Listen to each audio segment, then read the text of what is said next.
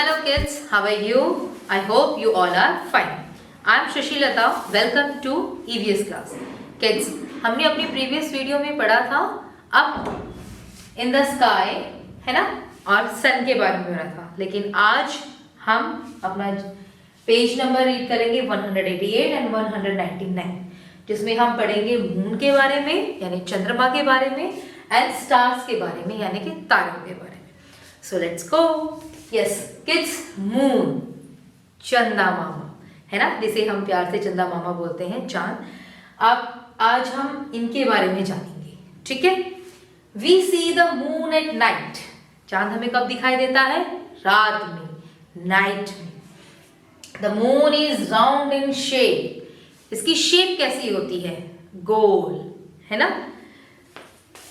The moon gives us light at night. और रात में ये हमें क्या देता है? रोशनी देता है।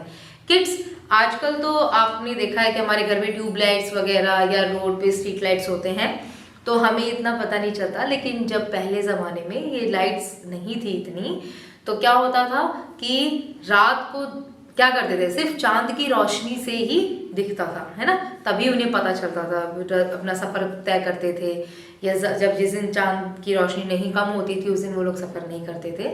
तो चांद हमें क्या देता है? नाइट में लाइट देता है। The moon is much smaller than the sun.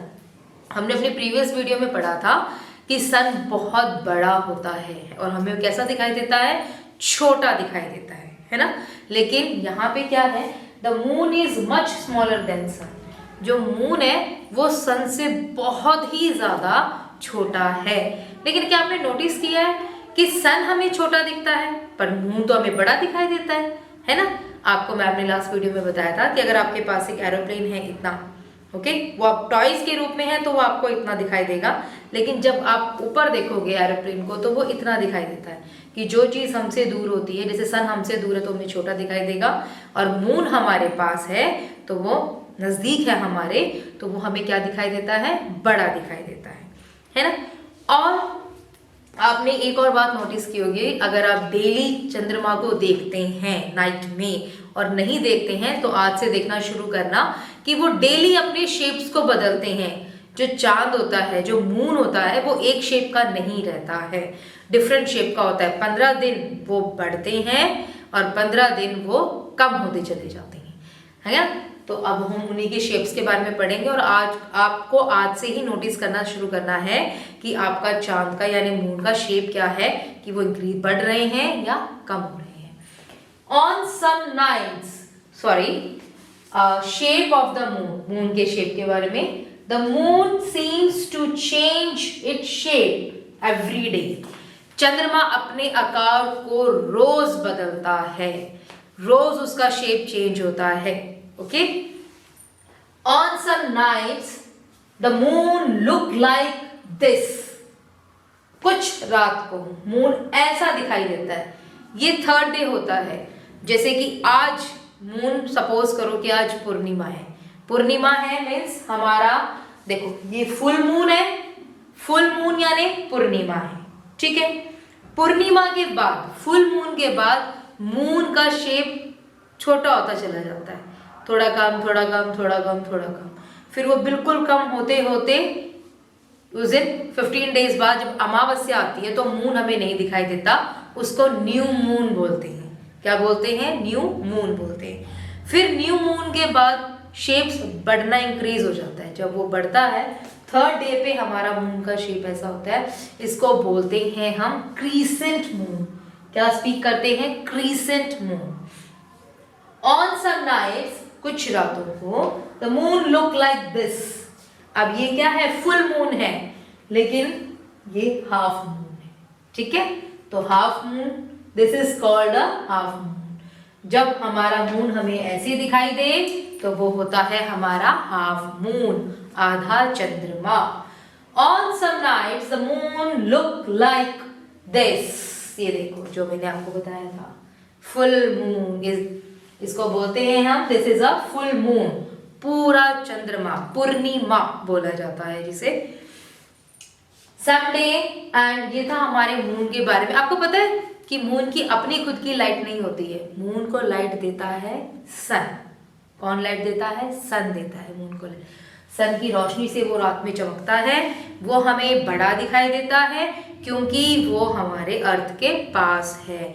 Second thing that कि मून की शेप डेली चेंज होती है। 15 डेज वो बढ़ते चले जाएंगे और बढ़ते बढ़ते फुल मून में बन जाएंगे, जिसको हम पूर्णिमा बोलते हैं। पूर्णिमा के बाद वो कम होते चले जाते हैं, थोड़ा थोड़ा उनका शेप कम होता चला जाता है, छोटे होते चले जाते हैं और फिर आता है न्यू मून यानी अमावस्या। फिर उसके बाद ये प्रोसेस चेंज होता रहता है। 15 दिन वो मून घटते हैं और 15 दिन वो बड़े होते चले जाते हैं। Yes, now someday you may the moon, okay, would you like to go to the moon? क्या आप चांद के पास जाना चाहेंगे? ऑफ कोर्स, है ना। चांद को कौन नहीं देखना चाहता, है ना। मैं भी जाना चाहती हूँ चांद के पास।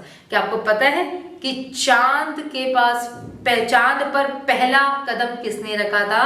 नील आर्मस्ट्रॉन्ग ने 20 जुलाई और 21 जुलाई, 2 डेट देते हैं। 21 जुलाई 1969 पे उन्होंने पहला कदम चांद पे रखा था। और someday you may the moon, someday you may, अगर आप जाना चाहते हैं तो आप जरूर जा सकते हैं, लेकिन उसके लिए क्या करना पड़ेगा? हमें स्टडी करनी होगी, है ना। So the moon is closer to us than the sun. ये वही कह रहा है कि जो चंद है, जो चंदा मामा है, जो चांद है, मून है, वो हमारे सन से बहुत पास है। हमारे सन दूर है और ये हमारे पास है। अब बारी आती है स्टार्स की, तारे, ट्विंकलिंग स्टार, है ना। चमकते हुए कितने प्यारे लगते हैं और उनकी काउंटिंग अनकाउंटेबल, हम इन्हें काउंट नहीं कर सकते। We see the star at night, और हमें ये कब दिखाई देते हैं? रात को ही हम देखते हैं इन्हें। There are very very far away, ये हमसे बहुत ही ज्यादा दूर हैं। क्यों? ये हमें बहुत छोटे दिखाई देते हैं, इट मीन्स ये हमसे बहुत ज्यादा दूर हैं। Star gives us light at night, ये भी हमें रात में क्या देते हैं? रोशनी देते हैं, है ना।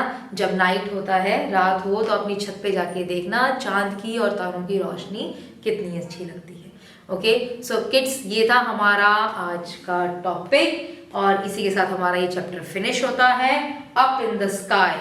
तो इसमें कितना इंटरेस्टिंग टॉपिक था ये। इसमें हमें मून और सन के बारे में, स्टार्स के बारे में जानने का मौका मिला। सो आई किड्स, आपको ये समझ में बहुत अच्छे से समझ में आ गया होगा। आई होप कि आपने बहुत इंजॉय भी किया होगा इस टॉपिक को। So kids, have a good day, take care.